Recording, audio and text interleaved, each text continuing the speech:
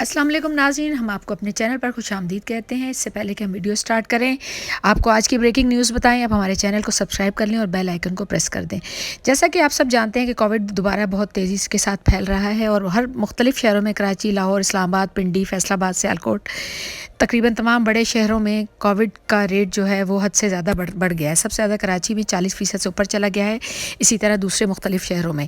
تو سمجھا یہ جا رہا تھا کہ شاید اسکول بند کر دی جائیں گے، لیکن ایجوکیشن منسٹر نے اپنی تقریر میں کہا کہ پہلے بھی بچوں کا بہت زیادہ نقصان ہو چکا ہے، اس لیے اب ہم مزید نقصان کو برداشت نہیں کر سکتے۔ تو فیصلہ یہ کیا گیا ہے کہ 12 سال تک کے جتنے بھی بچے ہیں ان کی 50% حاضری اسکول میں کر دی جائے، اور بچے ایک دن 50% ایک دن بچے آئیں گے کلاس کے اور 50% دوسرے دن بچے آئیں گے۔ تو یہ تھی آج کی تازہ خبر۔ لیکن 12 سال کی عمر سے زیادہ جتنے بھی بچے ہیں ان کی پوری تعداد اسکول میں آئے گی اور ان کی تعلیم کا کوئی بھی حرج نہیں ہوگا۔